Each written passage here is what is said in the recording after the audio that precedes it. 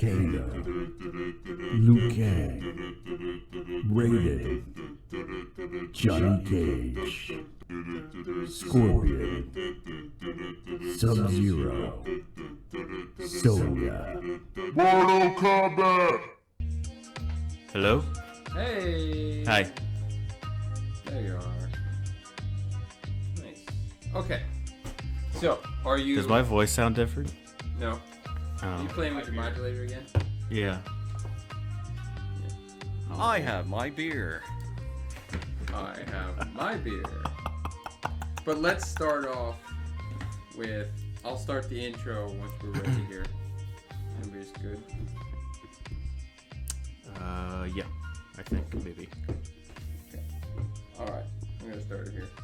Welcome to Noble Thoughts by Idiots, a show about board games, movies, video games, and frankly anything else we care to talk about. We don't take ourselves seriously, and neither should you. I'm your host, Captain Bagels, joined always by my good friend and co-host, Ripper Goose. How you doing, Goose? Good. How are you? I'm good. What was with the long? That doesn't sound like. It's like. That doesn't sound reassuring. Outstanding. I was trying to be Setting the tone for the whole show. Let's start over. Oh, yeah. That wasn't good. Welcome to Noble Thoughts by Idiots, a show about board games, movies, video games, and frankly anything else we care to talk about. We don't take ourselves seriously, and neither should you. I'm your host, Captain Bagels, joined always by my co-host and good friend, Rippy Goose. How are you doing today? Fantastic. Is that better? I don't know. Much better. Well, why don't you introduce that third voice we're hearing? Who the hell peed in your Cheerios? Jesus. Well, as of recent, we have a new guest host, right? Yeah. I would say you're pretty close to him, Mr. A Smee. little bit. Hi, how you doing? How's everyone? Doing pretty well. Okay, so today we are talking about the 1995 classic film Mortal Kombat. And I gotta say, I was actually very amped to watch this movie. And I know what made it so much better for me, by the way, too, was that I was going to watch the movie by myself. But my wife had never seen the movie, and I didn't realize she'd never seen the movie. And I had so much fun. Oh, good. That sounds awesome, actually. Yeah, it was. It was very fun. And you know what I got about? Within about 5 minutes of watching the movie, my wife definitely was like, oh, I know why I never watched this movie. So she's... I'm gonna go so. Yeah, you know, just continue to watch oh, it. she stayed the whole time, but she thought it was dumb. So, but this is from 1995, right smack dab in the middle of the 90s. Was a very big film for the time. Well, yeah, you know why, right? Go ahead, enlighten me. Mortal Monday. So 1992, the ultimate video game of all video games when you were a kid in the 90s was Mortal Kombat. A bloody game with fatalities. It was rather controversial. And because it actually had success with the 1992 release, people were actually looking for a movie. Well, they made it, and we're going to talk about it today. Oh yeah. 1995 is when the movie was released. 3 years after the release of the video game. So, And Goose, how would you say did this movie factor into your life of your early childhood? The movie? No, not at all. No. I think I've seen it on TV. Obviously later, closer to the 2000s, but no, I never watched it when I was a kid. I played the game all the time, for sure. That's the only knowledge I had of the actual movie. So my experience is that I never played Mortal Kombat. I don't really feel that I played much of Mortal Kombat 1, But Mortal Kombat 3 or Trilogy actually is when I started getting into it. But that's It's also the PS1 port. yeah, and that's my introduction to the first Mortal Kombat 3. But also that theme music that kept this game going. And this go ahead. So right around the time of Street Fighter, like Street Fighter 2 came out, and it was on Super Nintendo, and everyone was having a blast with it. So they released the Mortal Kombat game, and Mortal Kombat, and like, so it was like basically as I said, it was a very controversial fighting game because you had the gore factor, and that raised the whole entire thing, how violent games are, and that actually Mortal Kombat really started that. But they brought in fatalities, you know what I mean? That was the difference between the differentiator between Street Fighter and Mortal Kombat. Street Fighter had, you just knock them out and that's about it. But Mortal Kombat had like the new game mechanic change is that you get to rip their head off. And you had your imitators afterwards. I mean, you had Killer Instinct. Killer Instinct started doing like you played that game. I remember because you're my brother. You played me in that game, and you used to always kick your ass as Fulgore. Yeah, I do remember that. Except for I think it was Jade or Jade. I can't remember. That I like the werewolf Sabretooth or whatever on that one, but. But that was clearly they were taking the concept of the fatality, and they had their own version of it. Imitators. So imitation is the first form of flattery. All the games that followed suit. Mortal Kombat was to set the precedent. Yeah, they set the precedent. I like that. We're gonna keep Set the going with precedent. that. And then Set the precedent. So, well, we will say that this was a blockbuster hit. This was released in August 18th. It was to date. It made $23 million opening weekend, which was 8 times more than the other movies of that week. Which is you're versing the Babysitter's Club, okay?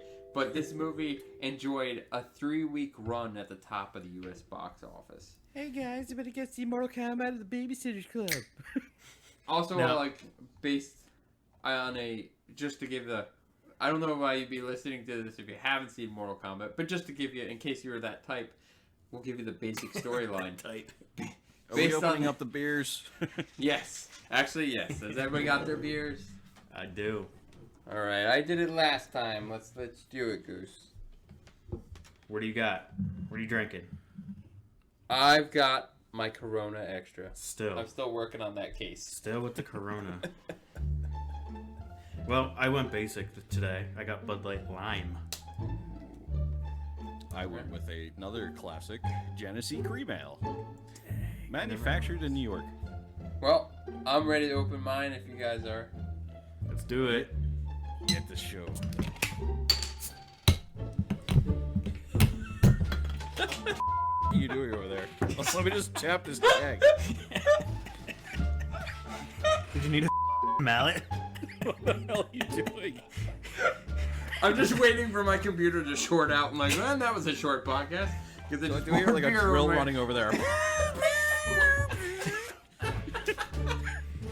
What are you doing over there? Jesus. All right, so, you drunk? Basically, I want to be. Here we go. Give me a sec. Are you drunk, bro? Oh, that sounded.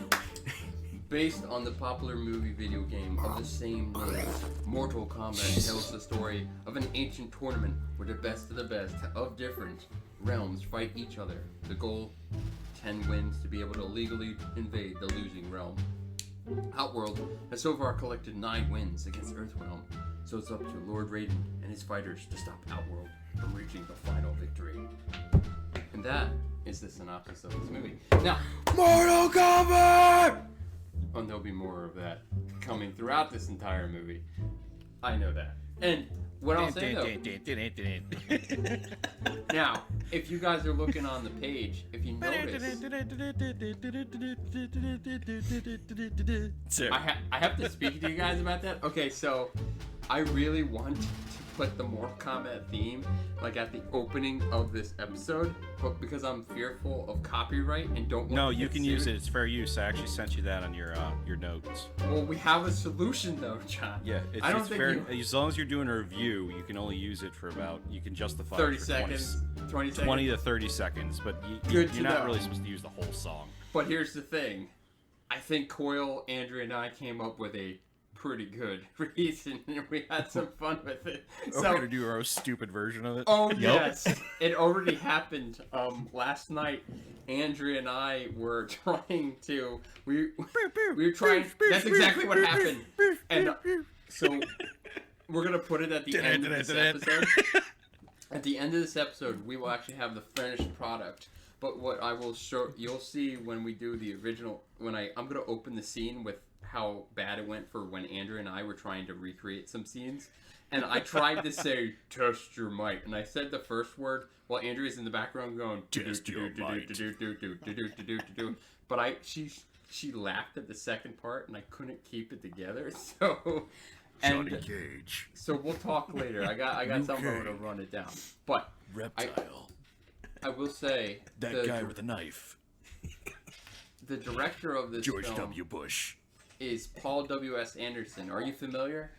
Matt Damon! Yes, I know who Paul W.S. Anderson is. He's also another one that's actually been directing all the other video game movies, like Resident Evil. Yeah, as you can see if you scroll down, I don't know if you're looking, but I wasn't aware. He did some of my some of the movies I really enjoy. He did Soldier with Kurt Russell.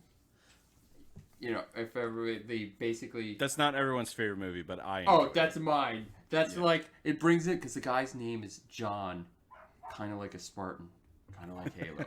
Okay, so That anyway, was the Spartan program before there was Halo. he also. But here's the other thing. He also went from Mortal Kombat, and by the way, he was so terrified that he thought that Mortal Kombat was going to be like a crapshoot, like just terrible, because it was the first major motion picture. That he went and took a retreat, a vacation to Hawaii, ending up in the middle of absolute nowhere, and he quickly regretted it because he found out that it was #1 after making $23.3 million. And What are vacations? Yeah, and it was the second biggest August opening in history of time. So Mortal Kombat was a big hit, like we said. And it was 3 weeks, stayed at the top #1 for 3 weeks. But the other movie, after he did that, he went right to the polar opposite. Well, not polar opposite, but he did Event Horizon. You guys remember that one? That's a good movie. Yeah, I love that movie. That's a badass sci-fi horror movie. Oh yeah, like that's actually kind of like I watched a video the other day of somebody basically explaining that Event Horizon is almost like a Warhammer 40K movie. It's got Cowboy Curtis. Well, you know, because it was an interesting concept. Because if you're in the in Event Horizon, they use that sphere to travel into slip space kind of thing. Well, that's the slip space area for the Warhammer 40K universe. It's kind of an interesting concept. Just throwing it out there. But yeah, so he did a bunch of the Resident Evil movies. He did Death Race, Alien vs. Predator, and of course he is now moving to his next picture coming up in 2020. He's doing a movie franchise with Mila Jovovich in the Monster Hunter universe. That's interesting. Which is kind of interesting. But, so, I think right here we'll just go right into it. Well, we're just going to start it off on the first scene. And as my notes were taking it, is they just play the Mortal Kombat theme right from the beginning. It just starts. Mortal Kombat! And you know what? It was so catchy. Like, it couldn't get over it. And an interesting concept, though, is that when this movie was being shot around to different production companies, they were trying to shop it to the other franchises. New Line Cinema actually picked it up, but Sony and Virgin Records neglected it, the movie, because they didn't want to use like an EDM record kind of beat. They wanted to use like Van Halen or Janet Jackson style movies, which were very popular at the time. which would have been like horrible. really horrible. And the funny thing is that both Sony and Virgin Records denouncing it, they end up finding that song was the first platinum EDM record to ever happen in history. So yes, it's actually made my a poor ringtone. choice. Yeah, oh yeah. Yes, it is actually my ringtone. So it's like I'll be basically working at, and I'll get a phone call and all of a sudden it just screams out Mortal Kombat. Like, Well, you can't scream at customers. Round 1, fight. No. That song to me though, like we used to go to roller rinks all the time. I don't know if you remember, John, but like roller rinks. Yes, I remember those. And you'd be sitting there, and then like maybe you're off the rink, and then that song would come on. And you're like, I gotta skate. That was the 1990s. The only thing you could do is go to the roller skating rink. We were there so many times. They don't do that anymore. That yeah. skate. We're gonna go to the dance floor. I still go skating. Oh yeah. Well, so the next thing we got is that's my notes, like just kick-ass movie intro. That's what I get out of it. We open up with Liu Kang having a nightmare about his brother's death. Being Chan Kang. Chan Kang. And this is also where we find our first introduction to Shang Tsung. Shang Tsung. And that actor though, who portrayed him, like did an excellent job. And like that guy they didn't even have, when the filmmakers were going, he was brought back to portray Shang Tsung, and because I don't know if you know this, John, but in Mortal Kombat 11, It's him. It's him. The new Mortal Kombat 11 game that just came out, they brought him back to reprise his role. And he even uses the "your soul is mine" kind of thing, or "your soul is mine." Download Shang Tsung. So after we get the Shang Tsung introduction, and they do get like right into these introductions, like into the game. And the first thing they show up, we get Liu Kang. Now, I have a note here, and I took a screenshot. Did anybody else think it was just really odd that like he wakes up and his room is green, which I was like, okay, his room. I couldn't figure out why his room was all green. Just a fan of neon lights. Oh man, yeah. But the part that I laughed out so like hard was that he gets a telegram, and it was like broken English, but on a telegram, and it was like, the dad doesn't even care. He's like, Liu Kang, brother dead, return home, grandfather. It was the best note ever. No, like, I don't know how to break this to you. I don't know how, heartfelt letter. It was just a telegram. It was like, there's literally four words on there. Brother dead, return home. I almost thought it was like, P.S. Go like, kind of, because like just the way you could tell by the tone, So it was definitely disappointment. Yeah. So that's just interesting. And they go from that scene, It's official. You suck. No. Yeah, well, Shang Tsung. So- Shao Kahn. There are some things in this movie that you wouldn't be able to get away with today, but they Okay. did surprisingly well with the cast. are you saying with not? In what way? Like, yeah, I know there's definitely like misogyny. There's a couple of questionable scenes that Yeah. wouldn't pass for today. Like, Okay, but it's towards the end of the movie. I'm seeing. I know Raiden's kind of white in the game, but he's not really. He's Asian in the game. Like he's Yeah. supposed to. Yeah. Yeah, he's not Like, that was bad. Do you call that tan face? I don't know what you call that. Yeah, it was. Oh, It was Christopher dope. Lambert. I like Christopher Lambert. Though. No, yeah, he's good. He talks like he's very nasally though. It's like, we have to talk about Mortal Kombat. Like, who the hell talks like that? That's not Raiden. Raiden, like in the games, he's got like a very deep voice, and he's just like, I am the god of thunder. And you get to like Christopher Lambert is just like, let me tell you about Mortal Kombat. It's his 80-year-old aunt that smokes 5 packs of cigarettes a day. Come and fight me. How you doing, sweetie? Come on, give me another pack. So we go from that awesome telegram that we go and then we get to see the first time we see Jax and Sonya Blade, and one of my like favorite character actors at the time was Kano, portrayed by our late departed Trevor Goddard. Oh, did he die? He passed. Like, it's stuff. You know Trevor Goddard. He was also in Deep Rising. He was in Mortal Kombat. He was even in Pirates of the Caribbean. He died in 2003. He was at 40 years old. But that guy, you would see him. He was like, he always had an interesting role to play. But I didn't even know he was in Pirates of the Caribbean, the first one, because like he passed away. So the original character of Kano was Japanese American in there, but they Ed Boon, who the original creator of Mortal Kombat, and John Tobias were so impressed with how Trevor Goddard portrayed himself that they actually retconned Kano's history in the Mortal Kombat games, and they made him. Yeah, because since then he's always been Australian. That's what they did. Yeah. Yeah. But it turns out that Goddard himself, though, he's not Australian. He's from England. So he's just like, thank you, I guess. So, but yeah, they kind of like revamped that character. They kind of redo it inside Mortal Kombat 11 as they're going through the storyline. It's not. He sounds more British than Australian, this newest one. So they changed that out. Well, I will say that.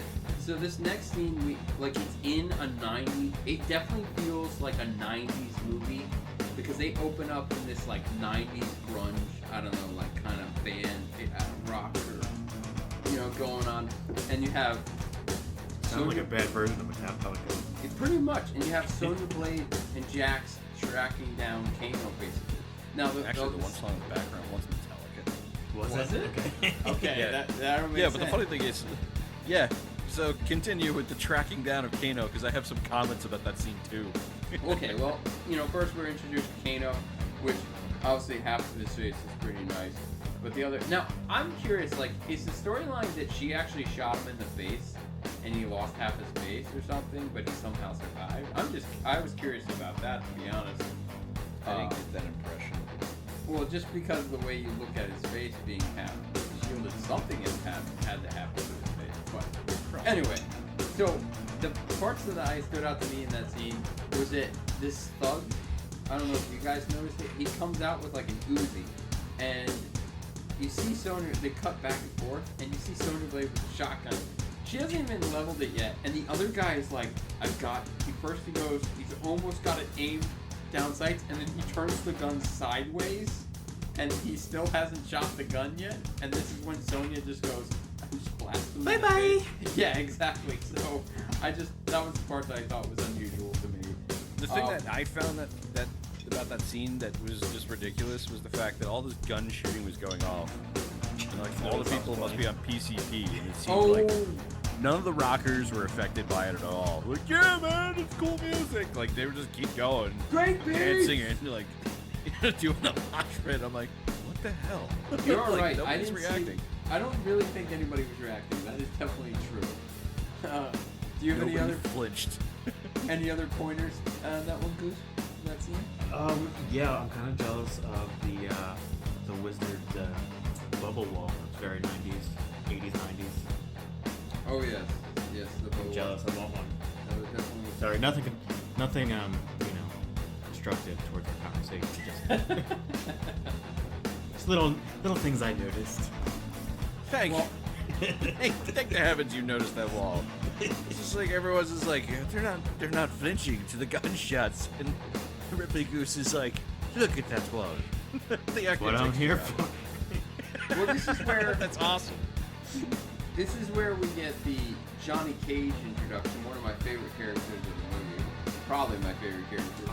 Against the Shaft Boys. Oh, the Shaft Boys. I actually have a scene of showing it. So you got a guy. I love this introduction because you get like 4 guys in suits standing off the Johnny Cage. One guy has a baton. The other guy has a spear. The other guy has an electric rod, and the other guy has nunchucks. So you're like, and initially you're like, this is pretty nice fight scene, great choreography, everything's going, and then he does like the fake kick. Yeah. To the thing, and the guy just stands there, and he's like, what? And that's when you find out it's a set. Like, I thought that was a fun, of the time, I feel like that was kind of novel. Now you kind of expect it. Breaking the wall. fifth But wall, fourth here's wall, whatever it is. the part that I thought, and I did look up, that, okay, so when they cut to this and you realize it's a movie set, and they're talking, and you see a director in a chair kind of looking. Now, did anybody notice that that director almost looked like Steven Spielberg? Looked like Spielberg. Turns out, it was actually supposed to be Steven Spielberg. So, Steven Spielberg was an avid fan of the Mortal Kombat series, and he was set out to make, he was going to make a cameo appearance as a director, so that scene was going to be him. So they got a stunt devil. But what happened was, though, Quick, but give me Steven Spielberg's stunt devil. But he was going to do it, but he had He's director, scheduling. sir. Don't worry about it. But he had scheduling conflicts and he couldn't make it, so that's why they ended up putting a lookalike, because one of the seats does say Spielberg, so it actually was going to be him. So I thought that was interesting. Yeah, when I saw that, at first I was like, "Wait, that's not him, is it?" Mm-hmm. Because it looks so close to him, though. Oh yeah, and I saw that. Also, because this is Johnny Cage, I actually think this actor, who I'm not too familiar with, actually did a pretty good job, like, for that persona. But turns out at the time, for casting of this movie, Tom Cruise and Johnny Depp were considered for the role of Johnny Cage, which I don't really feel like they would have been. Like, I feel like this guy portrayed it better. You know what I mean? I wouldn't have seen those two actors kind of doing that role. That would definitely be unusual. But moving on, we have now where we get the Raiden introduction. Like, and if you notice, they do fairly good. I mean, it's an hour and a half movie, just a little over, and they do a pretty good job of just introducing new characters, getting into the concept. They go back to Thailand, is where this other scene, I believe, is filmed. And this is where you go, Liu Kang goes back to his monk people, basically, and maybe that's... monk people. I'm not sure if that's the correct terminology. The Shaolin monks? The Shaolin monks. Yeah, they're monks. Yeah, that's what I'm saying. The monk... Yeah. His monk people. There's monk people over there. But he says he'll go and do it. But he's not. He's just doing it because he's angry. He wants to murder people. But this is where he gets introduced to Raiden, played by The monk people. Christopher Lambert. Christopher Lambert. He was the highest billed on the set. Go figure. He was the most popular. He apparently was like the best on scene, because remember I said the director was kind of new. This was like his first major film, Paul Wes Anderson, and it turns out that Christopher Lambert actually put him at ease, because Christopher Lambert had been in blockbuster movies before. He'd been in Highlander and all these other things. So because he set such a tone of just There loosely could only going be with things. 50. Exactly. And here's the other thing. Because of the film was still kind of being written as it was being filmed, the director, he encouraged the staff, the cast and crew, well, not the crew, but the cast, to put in, their own improv and put their own comedy and things in. And you can definitely tell Christopher Lambert did that, because you can definitely tell when, like, Christopher Lambert was like... That scene on the ship with his awful joke. Oh, yeah! Billions lie in the fate. Smokers. I don't know. It's just very character. But this is where you find out Raiden, he's definitely the god of thunder. As you can see, he's got electricity, and they're showing off some of those amazing graphics. Now, at the time, those are pretty cutting edge, I think, actually. Yeah, I was somewhat impressed with some of them. Some of them were pretty awful looking regardless of how they... Like, they haven't aged well, but you can definitely tell, like, for the time, that was supposed to be high-end, tech. Because they didn't really have computers for this at that point, did they? I mean, they were in the earlies. They had computers. They but had some expensive. CGI. Like, you'll actually notice, like, during the scenes when they actually introduced some of the other characters, like some of the CGI characters, they did have some of the CGI, but the rest of it was like, then they had to, like, resort to, like, the old school puppetry and some things. So, Well, yeah. I definitely feel... I would Goro. love to comment on that one.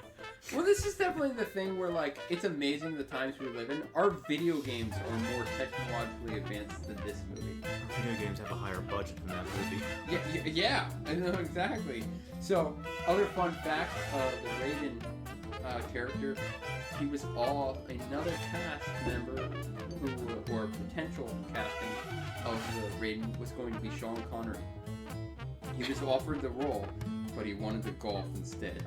So he said, no thanks, I'm gonna go golf. They're gonna have Sean Connery as Raiden? Is that what Yes, they're doing? yes. How would that be? It's just like, yes, the whole entire realm is at threat. Let me just tell you, I am Lord Raiden. And Walmart can't do anything about this, you son of a Warmack bitch. should have Warmack should have known it was you, you piece of.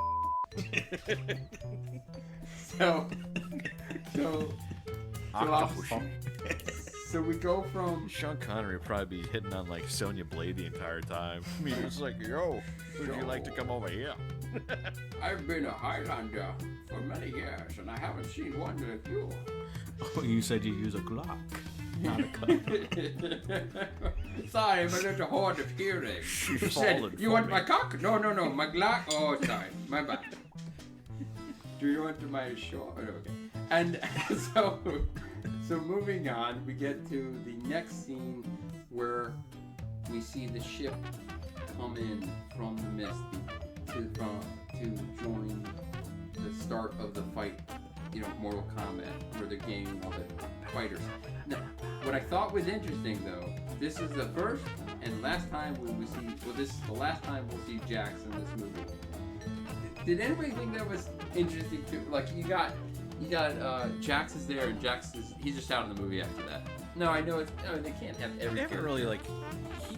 I gotta find out when the actual sequel to Mortal Kombat, like when Mortal Kombat 2 actually came out. But that's when really they introduced Jax. So maybe they just didn't want to like go deep into the character. He does make a return, because spoilers, yeah. But there is actually a sequel to this movie, which I don't recommend at all. It's god awful. So apparently the director 97. 97. Okay, so this movie, the second movie, Annihilation, which you're talking about, which is way worse than this, is a big reason why the director, Paul Anderson, that he stuck with the Resident Evil movies, because he was trying to, make sure they go in a certain trend. I get it. So I guess you could say that, but that's why he decided to stick with the Resident Evils. But So I would just like to mention one thing before you move forward. So the roster. Let's talk about the roster of the original Mortal Kombat game. Okay. oh yeah, go ahead. And okay, so in the original Mortal Kombat game, the following roster: you have Johnny Cage, Kano, Liu Kang, Raiden, Scorpion, Sonya Blade, Sub-Zero, Goro, Shang Tsung, and Reptile. And that's just the first video game that was released, the 1992 version. That's it. Now you Jeez. can, That's kind of crazy if you think about that. I'm like, yeah, in 92, all those characters were introduced in one video game. Jax is actually introduced inside Mortal Kombat 2, and that came out in 93.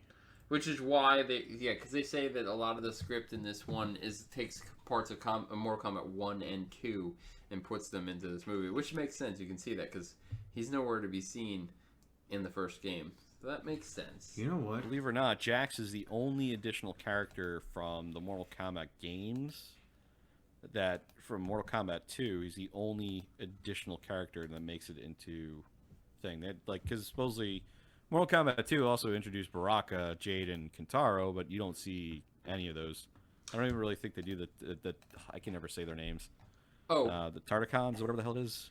well, interesting. Yeah. No, The that's people like Baraka, they have like the blades that come out of their heads. okay. So that interesting note about the Tarkatans or Tarkatan warriors. So yeah, I can't pronounce that. But Sub-Zero's posse, where he has all those guys and the hooded soldiers that are with him. All of them were in the original script were supposed to be Tarkatan warriors, like Baraka. But the idea was canceled because they made them ninjas because it was easier to make them ninjas instead of having Hashtag swords money. coming out of their arms. Yeah, it was a budget. Budget. Too much. We can do this. You're fired. There's No. not enough money. So that's where we get to see. So Jax is basically ends out of the movie in this scene. We're done with him because he's out. Fun thing. Well, maybe not fun, but apparently Steve James, who was to have played Jax, which was an original actor from the popular in the 80s, he died a year before production on the film. And Gregory McKinney, who replaced James, who was on the movie, he died in 1998. Both actors died at age of 41. Jeez. So there's Mortal another. Kombat. Yeah, exactly. That'll be a regret. Put him into the grave. Hey, so but Sorry. in this scene, the Some couple guy things standing that, at the cemetery. Your soul is mine. so legitimate laugh for me that I actually liked was when Johnny Cage was being a dick, and he was like, "Hey, I give you money, and you take my bags." You know what I mean? And I actually thought it was really nice where the guy's like, "Luke," he's like, "Oh, I got this." So he takes his money and he just bag, and he just throws it off in the water. I thought that was hilarious. I actually thought that was pretty good. Luke, like Johnny, the person they actually make Johnny Cage, and it sets the precedent of all following storyline video games, the Mortal Kombat series afterwards. They make Johnny Cage very conceited. His character, as far as the development, he's just this pompous, arrogant, I'm the best there is Johnny Cage character. But I have to say, Liu Kang does a great job of just giving it right back to Johnny Cage and being a condescending right Oh back yeah, to him. I think he had a good good chemistry there. He's like, oh man, especially when he makes that on the boat too, and when he tries to hit on Sonya Blade, and she goes pretty much shuts him down, and he's just like, oh man, you're just pissing everybody off, aren't you? So, so we go back. So going to the next scene, which is on the boat, you get to see the introductions of, first of all, each one of these scenes in the game. This is where we started to feel like this is a fight level out of the game. Like the whole of the ship, I definitely felt like that Yeah, was I thought just it like, was. Like, I thought that was just a scene straight out of the game. I was like, okay, I can get in this. And this is where we meet, for the first time, Sub-Zero and Scorpion coming out on behalf of Shang Tsung, who we find out has them both under his power. Because they just make a nod here. Because I thought that was a change, John. How do you feel about that? I thought they did a great job of that because it was confusing at first because inside the storyline of the original games, you knew that Scorpion and Sub-Zero absolutely hate each other. Sub-Zero is responsible for Scorpion's demise and also his family.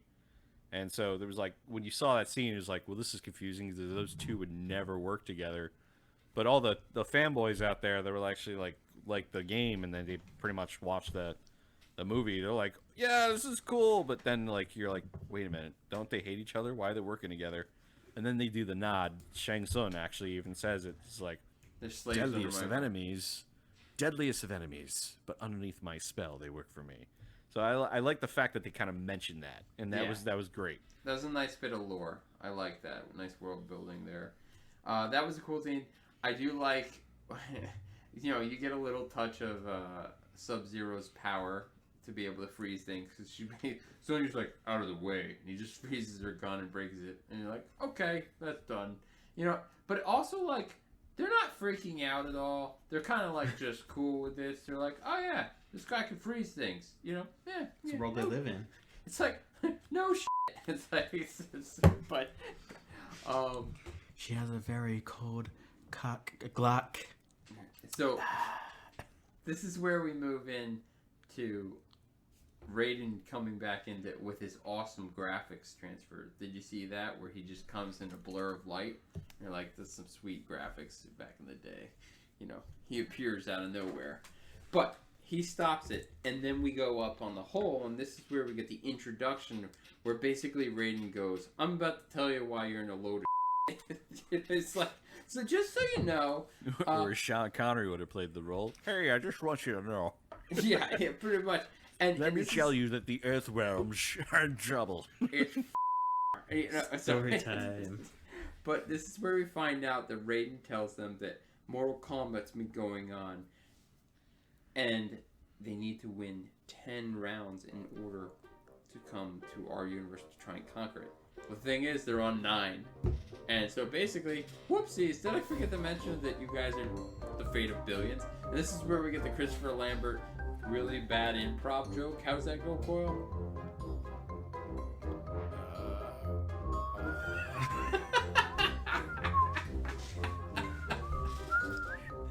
Basically, You caught me with my pants down. okay, unless there are more words, it basically says that the fate of billions go out. And he goes, Like just, almost like maniacally, like yeah, the smoker laugh. yes. And so that's where we get, that was Christopher Lambert famously improving on the scene. But I just don't get how that That's was his funny. improv. Yeah. We're so. Cole Arnold. Well, here's the next thing. So according to the film, pepperoni and punch it through your head. interesting thing if you think about it, since that's going 10 battles or 9 battles every generation, roughly about 30, this means that the Earth has been fighting in this since 1725, which is an interesting concept. Wait, 1725? Yeah, 1725, based on generations being roughly about 30 years. So, because that's when they're in their prime to fight. So every 30 years you got like a prime candidate. So that's how they did the math going back to 1725 being the start. Which when we started losing. we'll have to bring that. I want to put a pin in that. That's good that you mentioned that, but we definitely got to bring this up again later in a scene towards the end. My lord, I shall whoopis your asses. Oh yeah. Put your dukes up. Okay, so after that scene, we basically show up to the actual. Now, this is still on Earth technically, right? So we don't really get the, like they show up to an island. This That's is what where- Thailand looks like before all the Instagram thoughts. Yeah. Yeah, this is pretty much, so they show up in Thailand basically. They don't say it's, I mean, that's where it's filmed on set, but this is where we start to find out that where all the other fighters show up, they all have Shang Tsung's island. one bag. One of the gag jokes is that Johnny Cage has like 5 pieces of luggage and he just falls in the water with it all. And I'm like, okay, he's a big movie. Like, that's for his character, sure, works. We move on to the next scene, and this, okay, so interesting graphics part once again. Do you remember when they do the pan and they show you the giant staircase kind of thing, and Yeah. they show him walking up? Did you notice the bags at all when he drops his luggage? Because the graphics were so, I mean, you can't knock it, but it was definitely interesting. Is like the graphics are so bad that like when he drops the bags, they just kind of pixelate very sharply left, right, left. It's not even like a smooth transition. It's very, very poor. But I didn't notice that. I'm gonna have to look that. yeah, look like that again. when you're looking, I didn't notice it either. It's benefit of having my wife watch. She was looking. She noticed that. She said- caught it. She said, "Go caught it. back 30 seconds," and I watched. I'm like, "Yeah, it's pretty crap. Like it just doesn't even." shirt on the right. Oh yeah. So that happens. This is where they show, as you're going on this front, you start to see all these statues of warriors. Now, Andrea, because she hadn't seen it before, she made an interesting point to me that I wasn't quite sure, because remember, Shang Tsung. Shang Tsung is such, he's a dark wizard, right? And Yeah. you see all these statues where all these creatures. Sorcerer. And if you remember, Wizard Harry. this is where Liu Kang like first comes in and he lays eyes on Katana, right? Now they don't say anything. This is kind of just looks, right? Anyway, walks by, and then Shang Tsung looks at one of the statues and says, keep an eye on Katana. She's like a worthy adversary of us. She's one of our most feared adversaries, right? But then he looks at, and obviously we find out that it's actually Reptile that he awakens. Now that graphics is pretty bad, actually. I think like the animation for the reptile creature. Yeah, time period. Yeah, but I don't know. 1990. I'm trying to think. It wasn't that great. No. It was not that Ghostbusters. great. I feel like Ghostbusters was better, and that was 1985. They You know what had I a mean? bigger Like, budget. yeah. But like, anyway. So the question that Andrea posed, which I thought was interesting, is like, so there's all these statues around a building.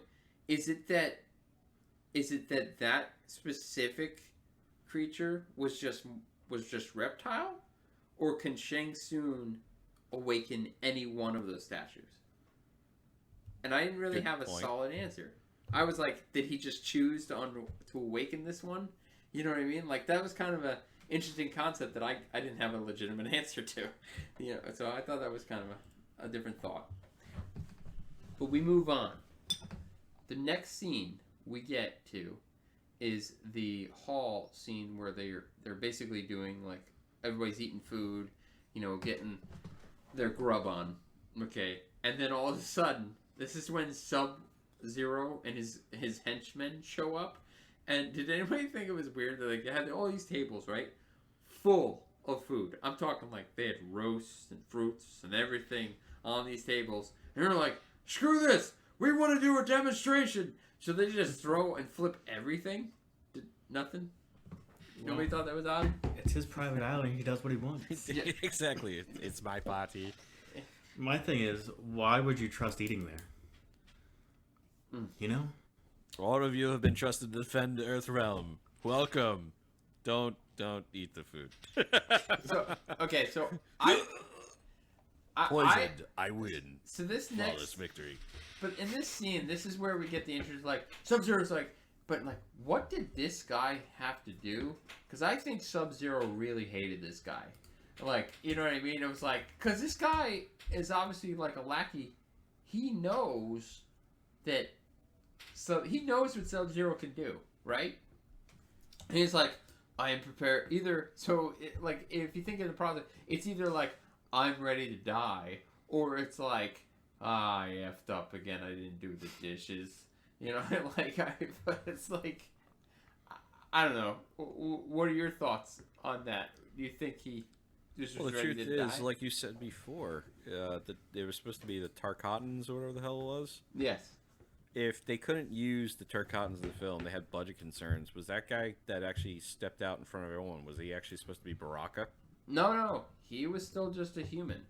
And, Okay. he wasn't a Baraka. But It was hell, an expendable pawn.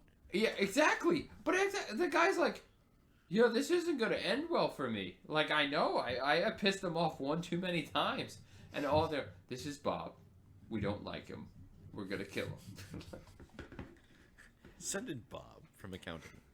Now, so we get to see a little bit of the actual super moves, special moves from the Mortal Kombat game. We get to see that ice ball, like where they do the ice ball, a freeze attack. So what do you Blue think? ball. Again, Sub-Zero is a very cheap character to play inside the game. but he's the best character. Yeah, it's pretty good. Oh, Actually- I was that always picked him. Or Scorpion. Freeze ball, freeze ball, freeze ball, freeze ball. It's like the Ryu of the frickin' Mortal Kombat series.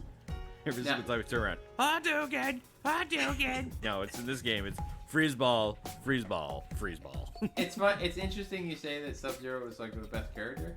Of all the martial art, they had some of the best martial arts individuals on set for this movie. And Francois, I think it's Francois Petit, who played Sub-Zero, he was the highest ranked martial artist on the set. So yes, he is the best. Do it. So, going from there, that's where we see that guy jumps in the air and Sub-Zero freezes him midair. And the guy ends up kicking into the wall and shattering into many pieces. And this is the first time that we hear Shang Tsung iterate one of his ending battle scenes. And what does he say, John? flawless victory. Now, to be fair, that is truthfully a flawless victory.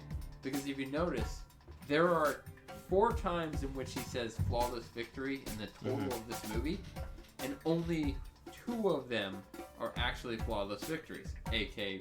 the scene we just saw with Sub-Zero, and a scene coming up with Goro and Johnny Cage. But the other 2, he got punched in the face several times, and he still won. I think that's kind of what makes this movie so good in terms of video game movies, because like they're taking things straight from the game, like copying and pasting it into the movie. Mm-hmm. Like, you even have the pose offs in the beginning of the fights, and the wobbly finish him. The fatality. Yeah. Yeah, the if you ever played the games, just so you know, if you're out there listening and you've never actually played the games, a flawless victory is when basically you go one whole round without actually being hit once, and you win that round without getting a single hit on you. That would be a flawless victory. So technically, the lackey, the pawn they send out to go versus Sub-Zero, he doesn't land a single hit on Sub-Zero. So Sub-Zero is the only one that lands a hit on him and kills him. So technically, it was a flawless victory. Oh yeah. Well, and I will also say, it is funny you were saying, like, this movie is still, like, at the time, like, one of the notes I had is that the film is set as the 4th highest grossing video game adaptation ever. I mean, in 1996 it was the number 1. That's why it was. And it held that title for about 4 or 5 years until Lara Croft's Tomb Raider, played by Angelina Jolie, took it over. And then after that you had some Pokemon movies that came in to play, and they basically took the role. But, you know. So we're moving on. Then we go to the scene where the individuals of Sonya Blade, Johnny Cage, and Liu Kang, they go walking around this, I don't even know what we're looking at. You know what I mean? Like, it was like some maze of a location, and they were walking around. I don't know if I'd really walk around there, because if you notice, definitely not OSHA safe when they were walking on that little bridge. Had no guardrails or anything. You're definitely falling to your All death. the ancient dark architecture that made the game. It's like the atmosphere was basically everything about Mortal Kombat around it, with the Shang Tsung's island. Like, everything was like archaic. They have the statues, the gothic candles are everywhere. Very gothic decor, going with the ancient kind of feel to it. So menacing in a lot of its architecture as well. They had a decent budget if you think about it, because they filmed in California, filmed in Thailand, you know, and that when they were in Thailand, the location where they were filming, like, they were out in the middle of nowhere. Like, it was so remote out there that they had it was only accessible by boat. The cast and crew and equipment had to be transported by long canoes, and the outhouse had to be built in this secluded area near the set so that the crew didn't have to make constant trips back to and from the mainland just to take a dump or take a piss, you know what I mean? Gotta take a dump. Half-hour boat ride. I'm just saying. Yeah, as you go in the bathroom, round 1, fight. Flawless victory. Wait, what does it mean when you had a fatality? I missed. What do you mean? Brutality. I missed. Yeah, brutality. You don't want to go in there. It's bad. I had a blowout. So the part that I did get a good chuckle out of was when they were in the scene, and they're, like I said, they're lost out there walking in the middle of nowhere, and they have the non-OSHA bridge that they are on, no guardrails whatsoever, but they're walking and they see a shadow that we know as Goro, you know, like, and I thought it was funny because that's when Johnny Cage goes, "Okay, Sonya, you go ahead, find out what that was." You know what I mean? It's like, I thought that was pretty good. The introduction of Jim Henson's nightmare. Yeah. Was that a Seriously. Jim Henson What- thing? I think that the same guys that did the Teenage Mutant Ninja Turtles Yes! company. That's exactly what I was going to Yeah, say. Yeah, definitely that's looks that. like it, all yeah. those is actually a Jim Henson like subgroup or whatever it was, and I really do believe that they actually worked on the Goro character in this. 'Cause, Now, like basically every scene that It's the he eyes. shows up, I'm like, oh my god, it's Jim Henson's nightmare. the mutated turtle that they couldn't allow in the movie. Super Shredder. Well, Wait, I do have a question about him, though. Which Do you one? think it was like someone sitting on top of another guy's shoulders? It for looked that like it, yeah, costume? it could it could very well be because that's how a lot of the stuff was remote control. Like, well, I actually did find a part about that. All of Goro's scenes were filmed in LA, not in Thailand, because the animatronics that was used to portray him had to be operated by 13 to 16 people. And it frequently broke down, causing delays. And it couldn't be brought. Didn't want to bring it out to Thailand because they were fearful that it would cause even more trouble because it already was a problem. For the fight scenes involving Goro, the crew had created a soundstage with ponds and water, but they quickly got rid of those because they didn't want Goro falling into the water and causing a short circuit. what did that say? Imagine being the asshole that I'm trying. Fatality.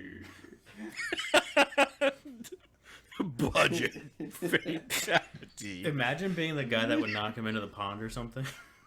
Oh, Yeah, because that guy's like, I'll see myself out, and you want me to shove my head up my ass? Yes, I can do that for you. That's okay.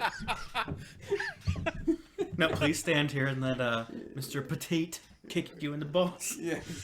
Who's our best? Sub-Zero, get your ass over here. It's like, kick this guy's ass.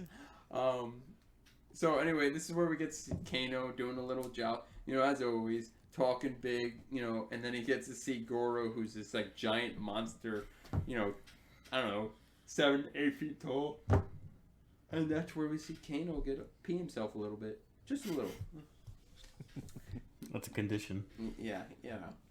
But this is where we move on from Kano finally getting seen to the next scene. We finally get, we get our first fight. Not our first fight, but I feel like a first fight against good versus evil in this scenario, because since Sonya, Liu Kang, and Johnny Cage were sneaking about, Shang Tsung sends his henchmen, the ones that were supposed to be like Baraka, against them. They do a big fight, and I do like that they show off some chops, get some good fight choreography. But this is where we get to see them go, and then when Raiden shows up and he starts clapping, he's like, "Oh man, good guys. You guys are such schmucks. I love it. You're really pulling this off well." And he goes, "What are you going to do about them?" Before I had my 50 packs of cigarettes. What'd you guys think of that fight? It was quick. It was. They made it quick. Alright. That it? That's what she said. Oh, yeah. But this is where Raiden interjects. Blade. Basically stops him. Says, See, I can't get over the fact that Sonya Blade is played by the same person that is Mrs. Vaughn inside Veronica Vaughn inside Billy Madison. It's okay. Oh, No, yeah. that's So what I every was single- actually every That's why I she looks just- so familiar. Well- The only thing I like a picture, I'm like, I'm ready for like Billy Madison to come out. Thank you, Miss Lippy. It's like just out of nowhere.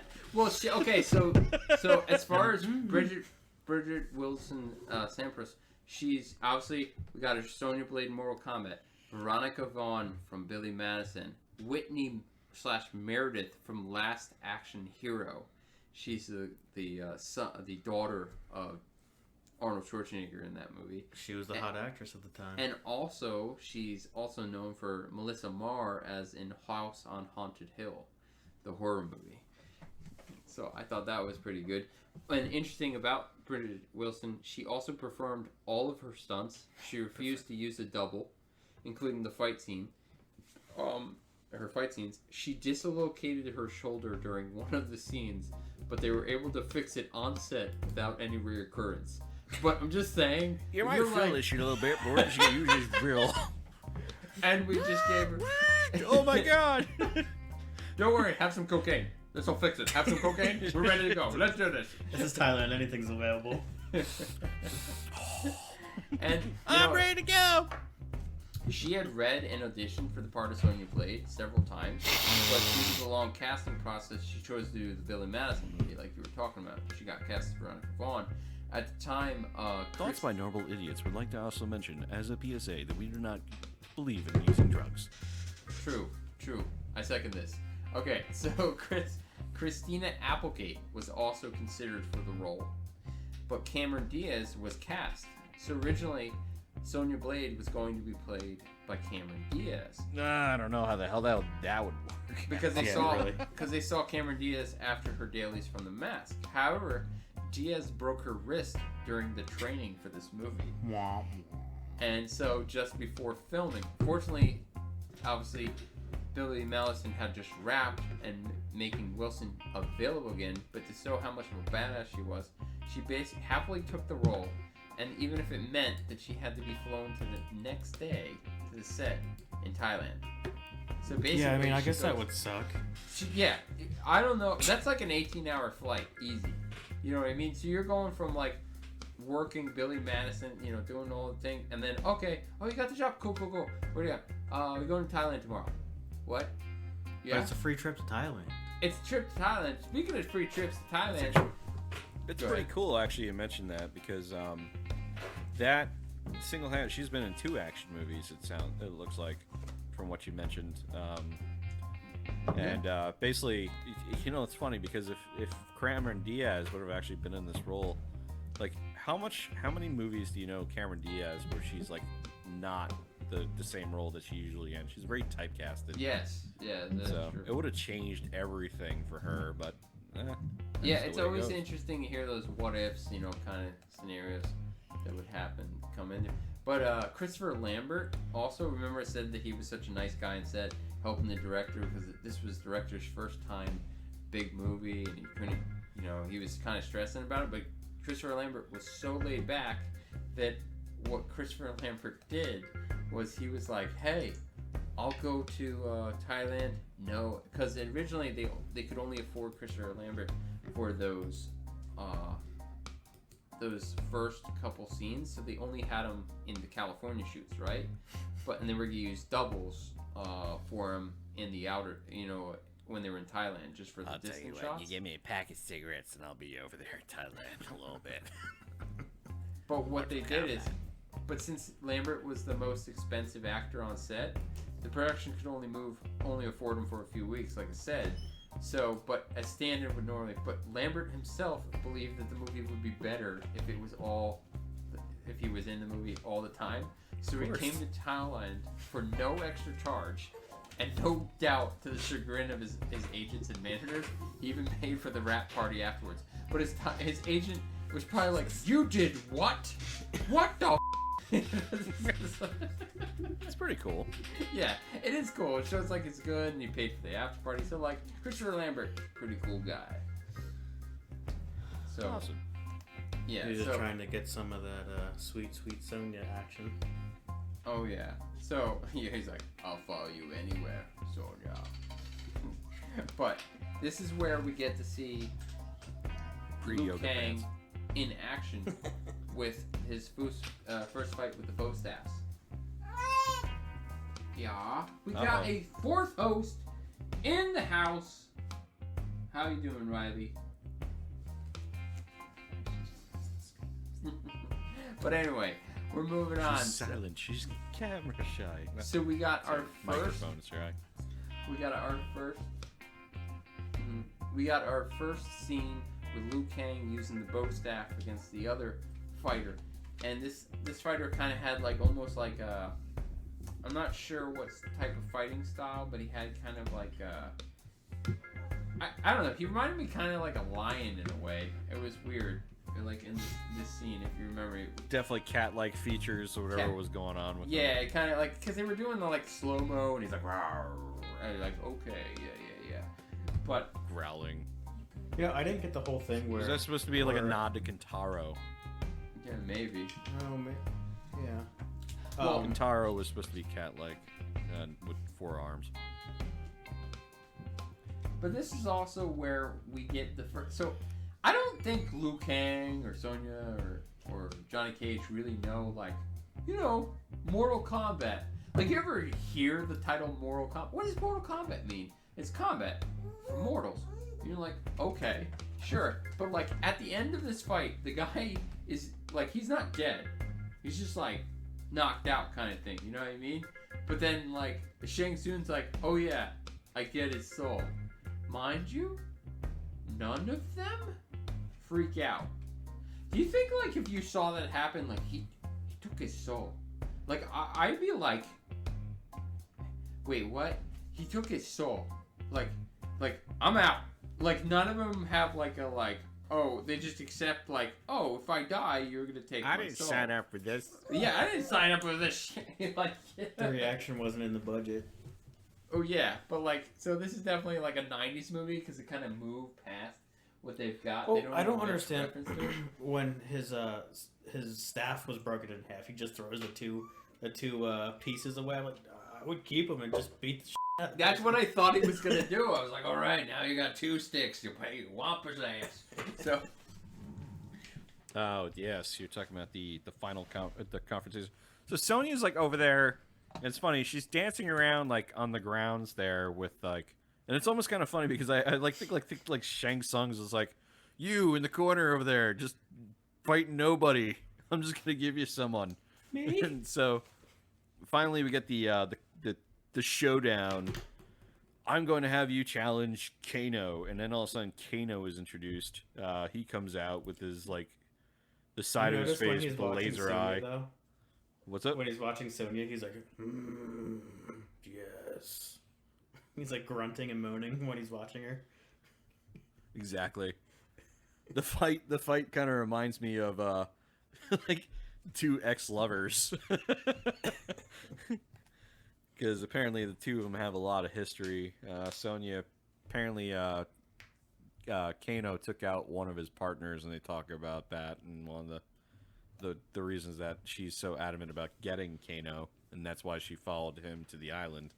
So but you Go get ahead. you get to see in the fight, obviously in the end she pulls one of Sonya Blade's actual move sets from the game, where she puts the legs, basically does the reverse leg grab that you kind of see in the game, and puts him in it. Now, fun thing is, we see that she snapped his neck, like she broke his neck.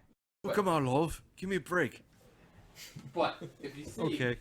in the in the original script, she was actually supposed to spare Kano's life, and she's like, because Shang Tsung says finish, be like, as an act of defiance, she basically would say, nobody tells me what to do, and so she doesn't end up killing him.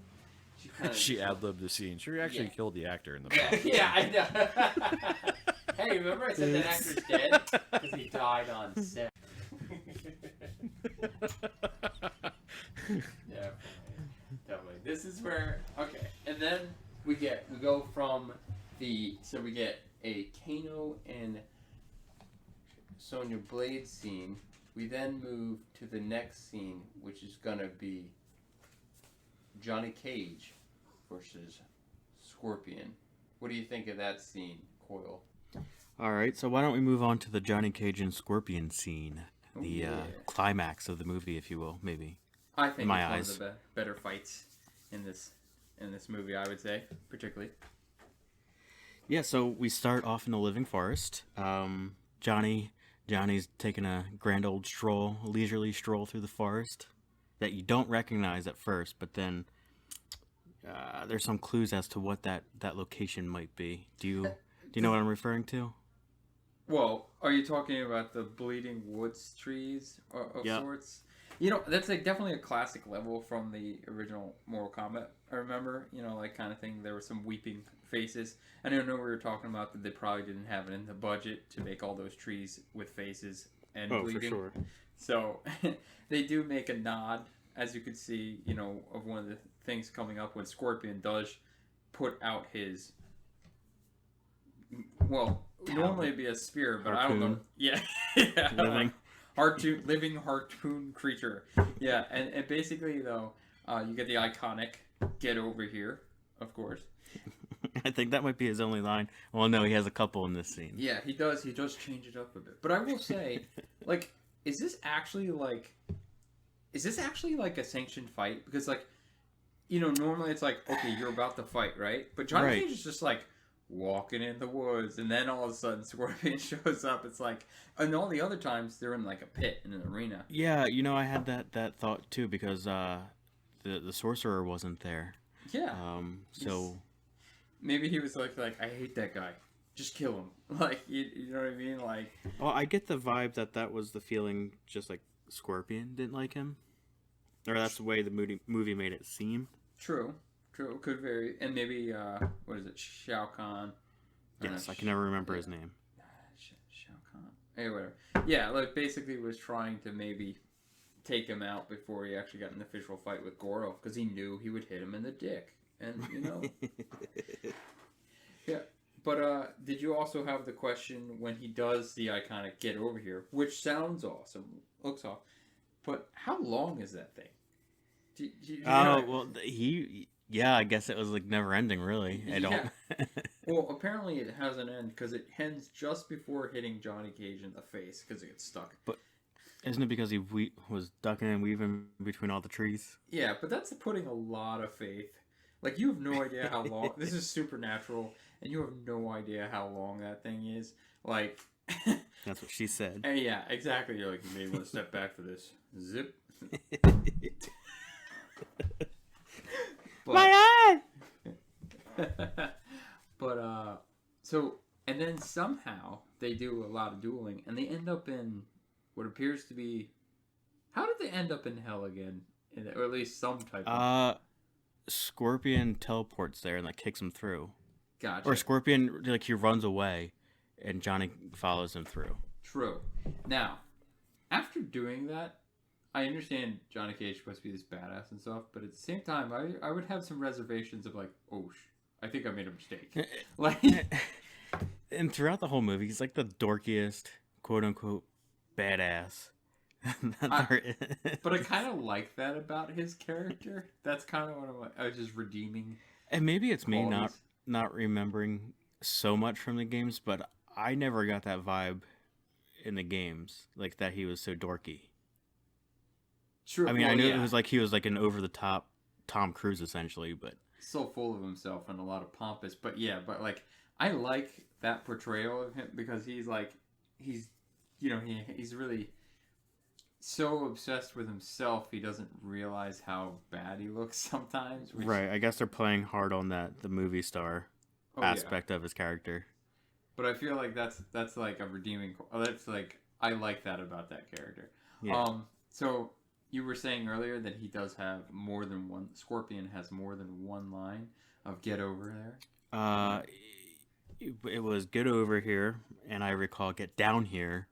Yes. Nice. I don't think he had any other lines. I mean, he says "Get over here" again, but kudos to that actor for not having many speaking lines and being a main character in the movie. Oh yeah. And I don't even think that was the actor. That couldn't have been the actor. That was taken straight from the game. It had to have been the voice actor from the game. I would imagine so. I think if I remember my notes, Ed Boon, I think it is one of the creators of the Mortal Kombat, and he played one of the ninjas, and I think he did actually play Scorpion, at least voice wise. Mm-hmm. So I think this was actually one of the most solid fights out of the movie. If you notice, a lot of the other it was ones, longest. I think it was the longest fight. I would believe that too, because they actually get some fight choreography. You do notice though that Johnny Cage seems to be getting his ass kicked for a lot of it. I have that underlined in my notes. He had 90% of the fight. He's getting his ass kicked. Yeah, that's kind of what I noticed too. I was like, okay, so he's using his face to hurt his fist. Nice, it's bold move. He's waiting for he's tiring him out. Yeah, it's a Muhammad Ali like rope and dope. Yes, that's exactly what it is. There we go. And I think he does have. So they end up getting to. He does some special moves. He did the teleport. He did his I guess you'd say his spear get over here attack. But at some point, does Johnny Cage actually do any of his specials? No. So what happens is he turns into Gymnast Johnny, where he's doing like some gymnastics routine on the scaffolding they have in Netherrealm for some reason. And he kicks the board, I believe, out from underneath Scorpion and flips into the ground.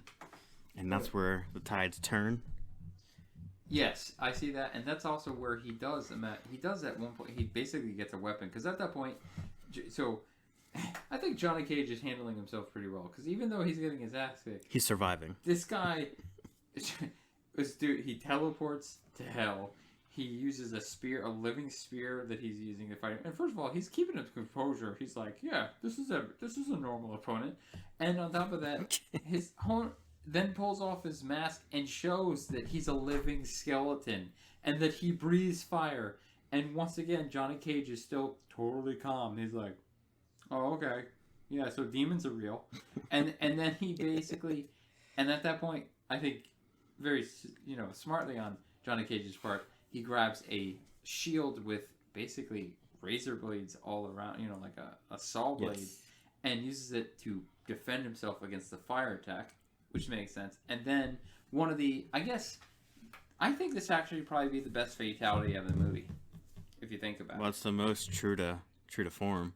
It really is, because it's very graphic. Even though this movie was back in the mid 90s, you gotta say that they did.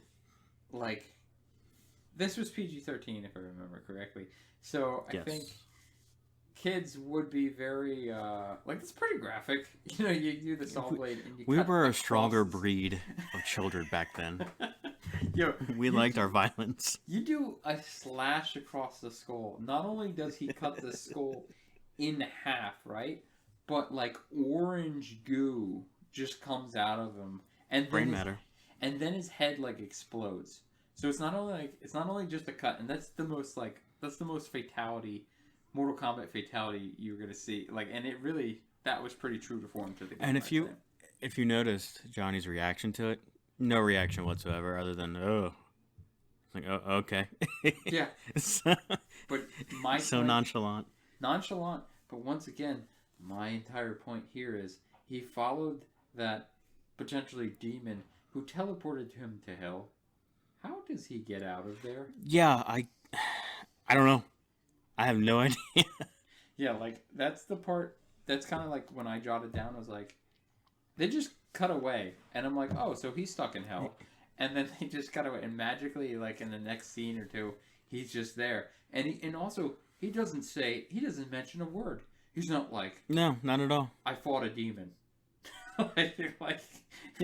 Nothing. He's just yeah. My guess it was just the creepy basement of the island. Yeah. And not actually hell. You're probably right on that. Because how else would he get back? I mean, to be fair, there were ladders all over that place. Maybe he just took a ladder, But do you have anything else to say on the Johnny Cage versus Scorpion fight? No, I mean, other than I think, to me, it was, we were saying earlier, it is the most solid fight of the game.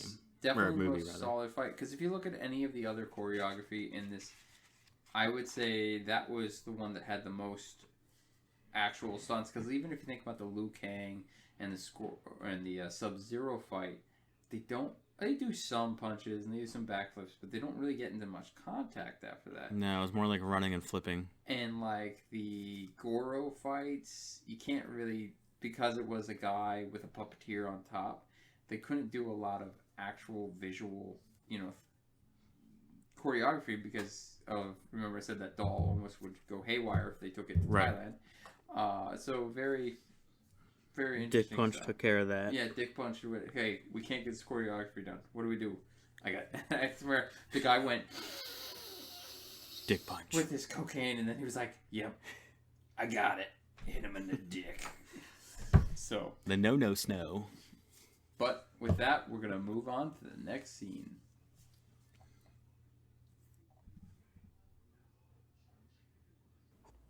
All right. So the katana scene. This one I thought was pretty weird because it didn't seem like a fight scene. Like basically, you just see Liu Kang walking on the beach. They have the ceremony of flags. It's just Shang Tsung walking. Like he's actually like underneath a canopy.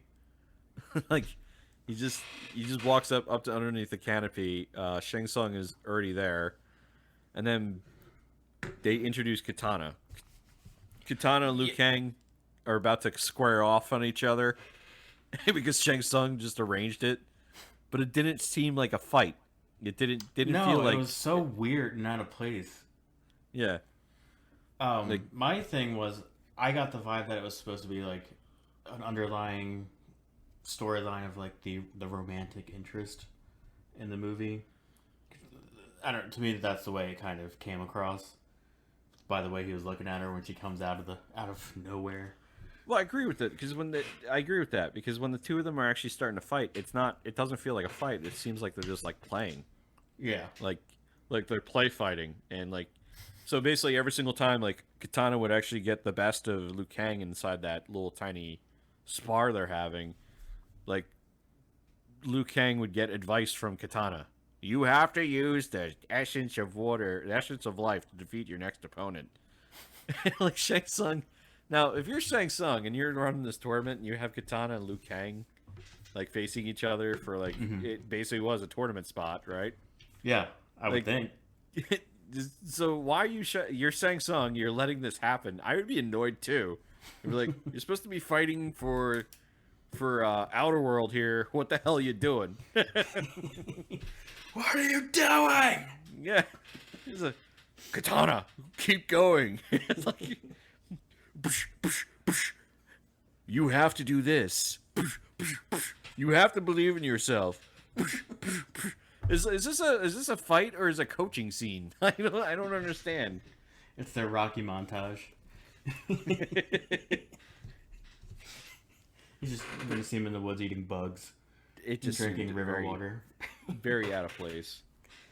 Yeah, it did, like her entrance into the movie seemed completely out of place because you would think the majority of the characters are already established. You know what I mean? Not 3/4 of the way into the movie. It's like, oh yeah, by the way, here you go. Here's another one. The power of movie magic. Oh, you fight well. I all of a sudden like you. Like no character development whatsoever between the two of them. Like, it's like, no, I just fought you one time and I like you. Well, isn't that how real life goes? You just talk to people, you're like, I like you. Yeah. If you want a restraining order. No. I can't remember if it's actually directly after this. Then they go into the scene with the next scene is actually the Sub-Zero and Liu Kang fight, or is it there's something between that? It's either that one or the one with the Kang fight, or not the Kang, Goro fight rather. The Goro fight where they start. Yeah, I think actually that happens afterwards. You're right. I think that actually Shang Tsung goes to Goro. It's like it's time, and like like Jim Henson's nightmare, the mechanical being that it is. It's just like yeah, and just like so you see this montage of nothing more than like Goro just freaking throwing bodies left and right. The funniest thing is in that sequence of events of actually the fight scenes between Goro and like the people he's just throwing on the ground, it looks like they used the same body actor like 3 or 4 times for like the 6, 7, 8 fights that supposedly Goro was having during that time. Well, you're gonna earn your paycheck today, bud. I hate to be that body double.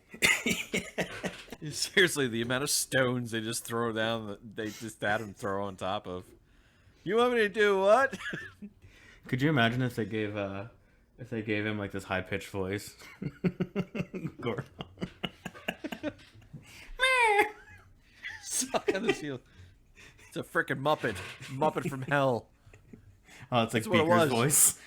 Goro was the freaking Muppet from hell.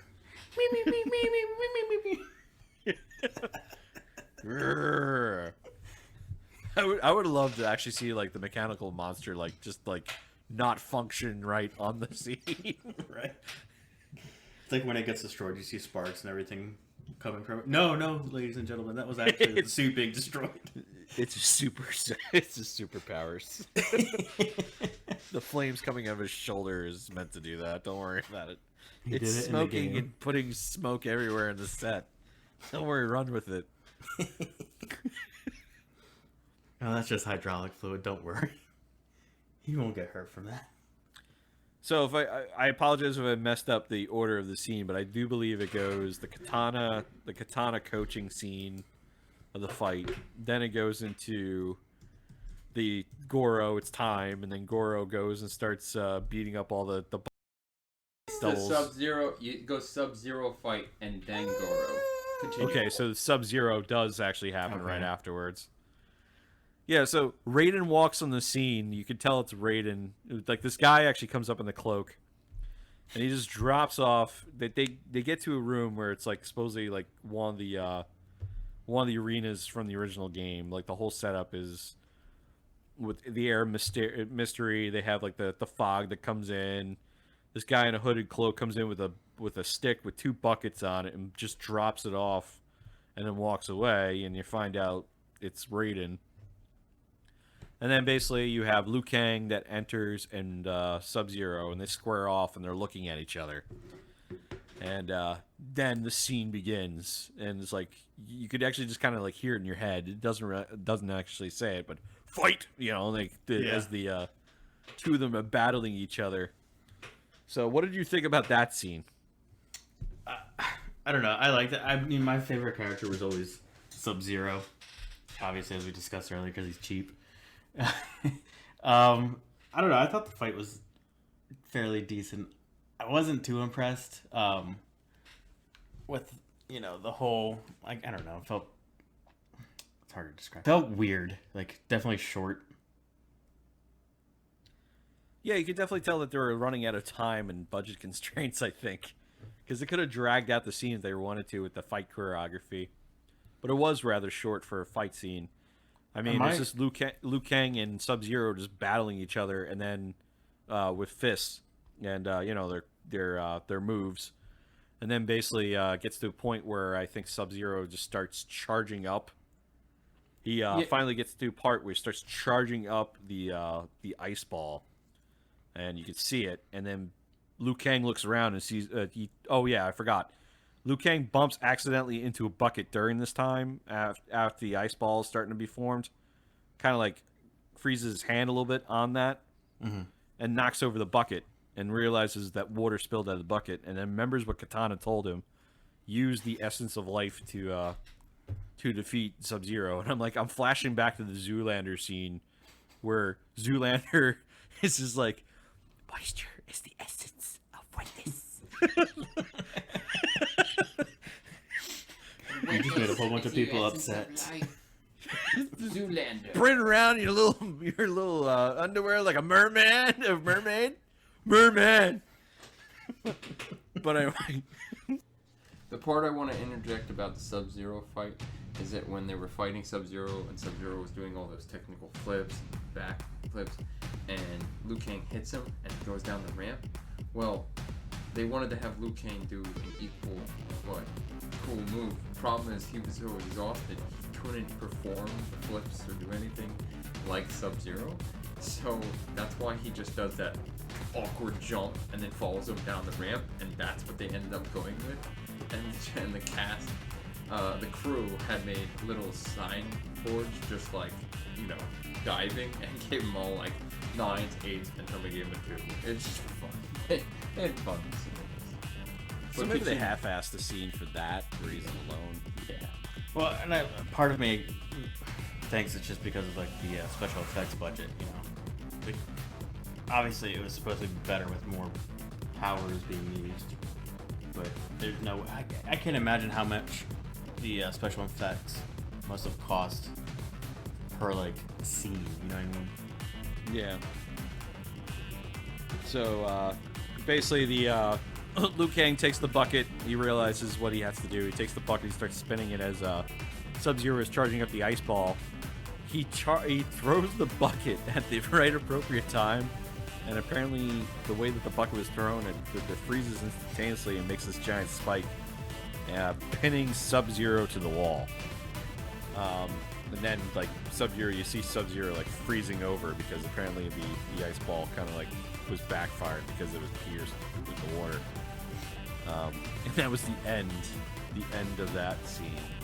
When in doubt, Chuck Buckets. So, I gotta say, his solution to Dick Punch always works. Yes. Then you get into your Goro scene that we started talking about. Goro, it's time. Shang Tsung Goro, man. speaking to the Jim Henson's nightmare. the giant Muppet. We were, while you were away, Bagels, we were talking, or I brought up how funny it would have been if Goro would have had a high-pitched voice. Like when they zoom in on his face and he's just like, Yeah, so this is where we actually see, like, there's just a series of different fighters that Goro goes through easily. But I was talking about the same stunt devil was, like, thrown around, like, 5 or 4 different times. But they actually put, like, a different outfit on him to make it seem like Goro was, like, defeating all these different warriors. But it's, like, the same body double was used for, like, 3 or 4 of the tosses. I can imagine that guy being like, this is really starting to hurt. Can we stop? Can we use somebody else? No, Jerry! Get back on the ground! So they have another character there. It's actually the Johnny Cage's the other person. It's like one of the fighters that's actually there on the island is actually Art Lean, who's like supposedly like one of Johnny Cage's like fellow actors, martial arts people, or like basically it's a fellow martial artist, and he actually ends up confronting Goro, and so basically this is the scene that Goro, after defeating all these people, they put Art Lean against Goro. Now Art Lean kind of looks like almost like a Dave Chappelle ripoff, which is kind of interesting.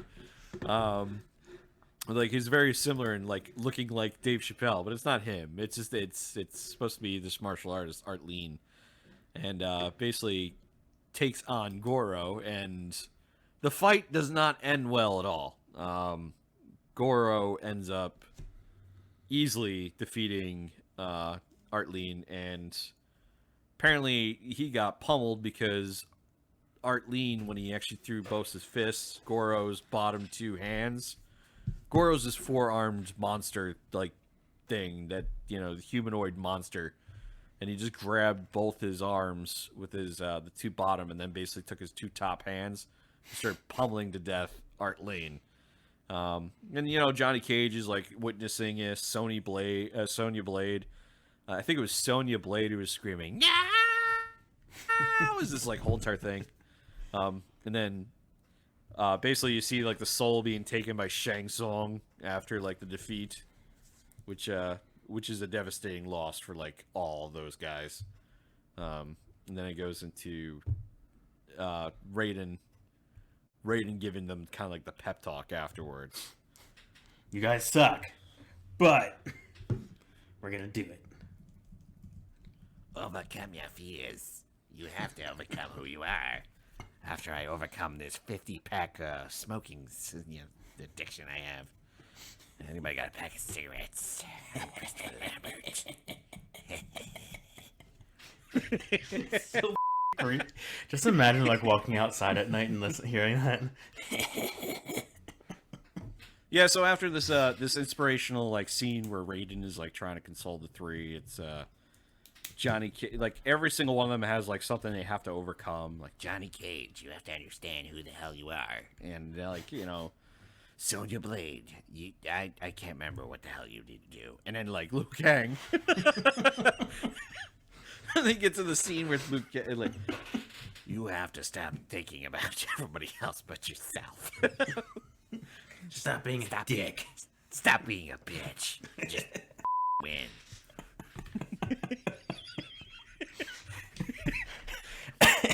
No so losers in this basically house. Johnny Cage is the only one that gets inspiration from this, and like decides, hey, I'm gonna take on Goro, and so the next scene is the battle between Goro and Johnny Cage. And how'd that go? Do you remember? Vaguely. No, if you want, I can take it. If you... Yeah, take it. Okay. So Goro squares off with Johnny Cage. Goro takes Johnny Cage's sunglasses, which are like supposedly this these really expensive sunglasses. $500. Takes it off his face and just smashes them in his hand. And like Johnny Cage, is just like kind of does this little tiny quip to that. But the two of them start squaring off, and as soon as the match begins, this is where Johnny Cage does one of his signature moves from the video game. He does this split where basically he just does a crotch punch to Goro, and it incapacitates Goro. Does he even have a dick? He's a monster. Jim Henson's freaking monster. Yeah, so all you hear is Goro just whining. He's punched in the nuts. It gives Johnny Cage time to get away. He goes running down this corridor that, leads to like a cave, and then basically you just see Johnny Cage. He seems like he's gotten to a dead end, where this is, I thought, the weirdest part of the movie. So there's like a ledge that this is supposed to be the side of the mountain, but then when you get to where the ledge is, all of a sudden you look down, there's nothing but like clouds, as if they're like up like millions of feet above the air or something. When you take the ladder out of hell, that's where you go. Yep. Goro chases him down. Finally gets over his nut punch and chases him down. And then the two of them actually square off, and they're battling on the ledge. And basically, Johnny Cage does a good kick and actually knocks Goro off like the ledge. Now the funny thing is, just I'm not trying to pick apart the movie here. Like, well, I guess I am, but if you're a 4-armed creature, right, and you're hanging from the ledge with one arm, like, don't you think that's a freaking problem? You have four arms, and you're hanging off the ledge with one arm. Like, it wasn't like really that hard for like Goro to be like, let me take my other hand and grab it over here. No, all three other arms are dangling as he's hanging on with one arm. So that's a problem I have with that scene. and Johnny Cage is looking above him. He's like, those are $500 pair of sunglasses, you. And just like kicks him off the freaking ledge. Gives him the and then this is what I was talking about. All of a sudden, the side of the mountain disappears, and you just see nothing but like an endless pit of clouds. That's what I just don't get. Like, Goro just ends up going into the clouds and like disappears from the face of the earth. Shang Tsung all of a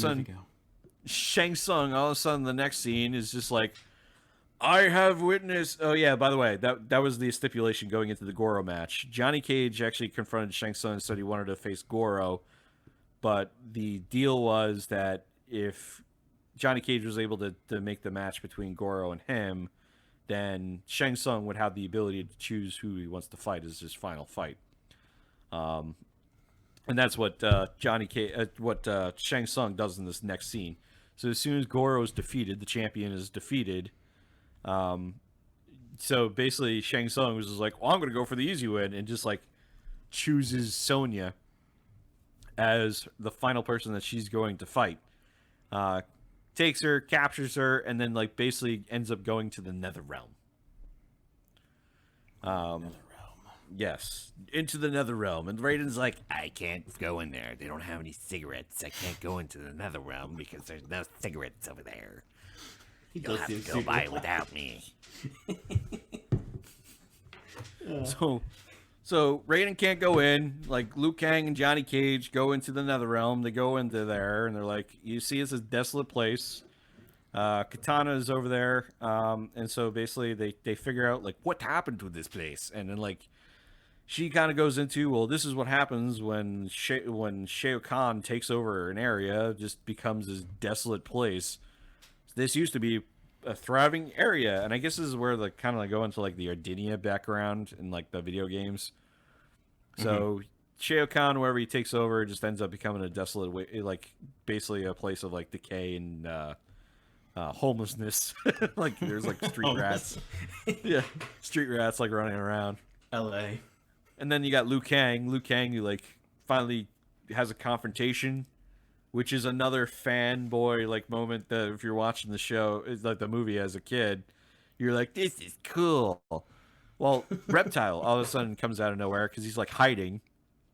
Reptile has the ability to kind of turn invisible, and like Liu Kang's like, do you see that CGI over there? There it is, and like grabs it, and it turns out to be Reptile, just like trying to mask himself. You know, but he's like strangling this CGI like fake thing inside his hand. And then whatever he does, he punches this thing, and it ends up like the reptile thing ends up going into a statue. And this is the weirdest part: the statue absorbs reptile, and like the statue suddenly changes into like the final third ninja that you're supposed to see inside the movie. Like from the video games, is it turns into Reptile the character, like the ninja green suit. It's like basically looks like Sub-Zero is like blue, Scorpion's yellow. Well, Reptile in the game looks like them, just green. It just evolves and changes right there into Reptile. And then you get this cool kick-ass fight scene between Liu Kang, and they stretch that out. What'd you think about that fight scene? At this point, I gotta be honest, this movie was not my favorite. I started not paying attention after they got rid of my favorite character, the smoker. Well, more or less. I don't know. At this point, it's just like there are so many characters to keep track of and so many fights. I'm just like, get it over with. Just fight him, kill him. But for me, it was just one of those points where I'm just like, all right, I'm done. So you checked out around this time. Yeah, I couldn't. Okay. I mean, I was watching it. No, it's honest. It's honest. That's an honest, fair assessment. So, good to know. Ripley Goose. Once it got to the fight scene between Reptile and they went to Outer World, Ripley Goose checked out. I did. Mentally. All right. So, let's go on to the next scene. So, basically, Liu Kang ends up defeating Reptile. Throws him into like the statue thing. All of a sudden, like evolves back into the statue, and Reptile actually, Reptile's visible again, and Liu Kang actually like foot stomps the hell out of it and ends up killing Reptile. Then you get to the castle scene where basically it goes into Shang Tsung's tower. Pungy pit of death. Yes. So this is where we actually see what happens with Sonya Blade. Sonya Blade, now this is the weirdest thing, and this is what I'm saying, like, the scene would not actually do well today as far as standards because it is objectifying women and all this other stuff. I mean, I personally liked it, but at the same time, to today's standards. So, you know that, like, Sonya Blade was wearing, like, normal outfits throughout this whole thing. Yeah, commando gear. Yeah. And all of a sudden, we see, like, her locked up in the tower. She's in the tower, and Shang Tsung... Oh, yeah, I forgot to mention about that, too. Raiden did mention before they actually went into Outer World that in order for Shang Tsung to challenge Sonya, Sonya would have to accept the terms of the fight, or accept the fight. And that's where we get back to Flash Now, the scene where Sonya and Shang Tsung are in the tower. Shang Tsung is locked up. Sonya Blade is actually tied up. Now, this is what I think is ultimately confusing as hell. Sonya Blade's hair has the freshly look, as her hair is like teased. She is in some kind of like I don't know what you would call it. No, it's like a mini skirt that she was changed into, and I'm thinking to myself, what the happened to the clothes? What happened to Sonya? Was she part of a rape? Like, what happened? Like, there's just no explanation for it, how she ends up in that outfit. the outfit, which is of course is like 3 times smaller than it should be. So I would thinking that like was to a know cut. what happened. That was a cut scene. We had to take that part out. We saved that for the porn version. So, yeah, and then Liu Kang and Johnny Cage are making their way to the tower. Liu Kang finally catches up with Shang Tsung. The two of them have the ultimate standoff because Sonya doesn't want to do the fight. But Liu Kang says, "Challenge me! I want to challenge you!" And then so the two of them square off. You know, they get this cool fight scene going on between Shang Tsung and Liu Kang. Then there's spikes out of nowhere. And this is a dumb thing too. Like in the middle of the fight, like all of a sudden, like Liu Kang turns into Chan Kang, like which is the whole way that this movie started to try to confuse Liu Kang. But does he go? Like you were just fighting Shang Tsung just a moment ago. What would make you think that there was Chang? It's like Chan Kang. Oh, you're just out of nowhere. It's like, oh, you're my brother. He got mind freaked. Yes, Lucky but just for you. before he actually changed it to Chan Kang, I do want to mention that it was kind of cool that all of a sudden like Shang Tsung like resurrected like 10 of the prior like 9 of the prior warriors that I guess were part of the match during the tournaments. I was taking them on. We see the different time error of the warriors, and Liu Kang defeats them all. I do not have COVID-19. Corbett. It's like COVID-19. I do not have COVID-19. Oh boy. It's a combination of COVID and Corona. My Corona. Yep.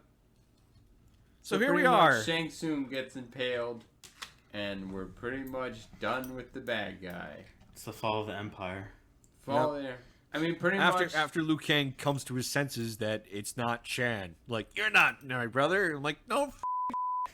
Like, I just saw you transform in front of me. how was that supposed to? And he nearly felt for it. Like, it's part of the script. Don't question it. So, just pretty much closing up here, we get to the end scene where you see they're like, we won, and they're doing the walk back to Raiden kind of thing. And it does the classic, like, it's definitely like such a 90s film because it's got that 90s music going. No. Like, Actually, I figured out what that music is, and I knew you were going to go with too. I hope that you know exactly where that's from I because know it's familiar and I can't pick it up. it's from but- Hackers.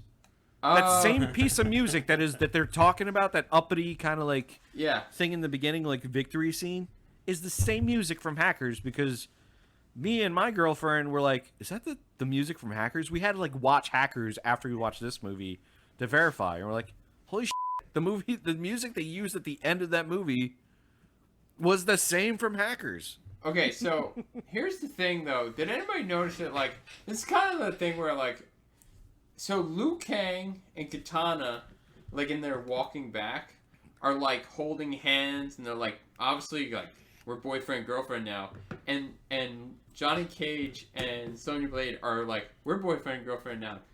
None of that happened. They're not like, this is just the cliche of like, it's 90s. Well, that guy had to go with that girl, and that guy had to go Happy with that girl. endings. Yeah, happy endings.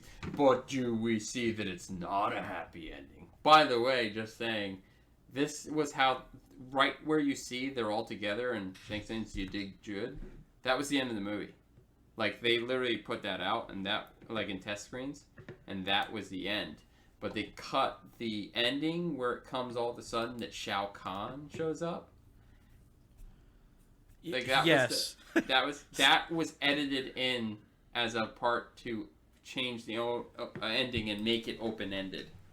They should have kept it with the original ending because then you could pretend that the second film didn't exist at all. Yeah, and here's the other thing. Sequels kill, ladies and gentlemen. Sequels kill. And by the way, and they hit the kicking music of Mortal Kombat, and there it goes. But here's the thing. That voice you hear of Shao Kahn at the end, if you look at the cast photo and go down to the very last one I have there, That's the voice of Shao Kahn, which is also the voice of that guy. Shao Kahn. Did the voice of Inspector Gadget's Claw. Do you remember Dr. Claw from Inspector? Which I think they actually used that voice for Noob Saibot in the new game. That's the freaking voice. But yeah, so basically that was Mortal Kombat in a bag. That scene at the end. That scene in the end where you're talking about where like Raiden is actually confronting Shao Kahn. They're all looking at Shao Kahn. Basically, they're like, "I don't think so." Like he actually says that. Look at the way that they're all standing together, and like it looks like that scene like took them like 50 times to get it right. Like just all them like, all right, I need all you guys to raise up your fist like you're angry at Shao Kahn. It looked like that scene alone took them forever to frickin' do right. I could see it. I could definitely see it. But it's just when they kick in that music. Yeah. Liu Kang, Johnny Cage, that guy with the knife, George W. Bush.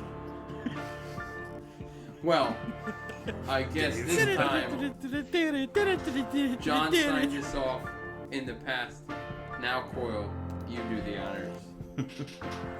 Well, folks, this was the review of Mortal Kombat, the first movie of the series, and the best, obviously.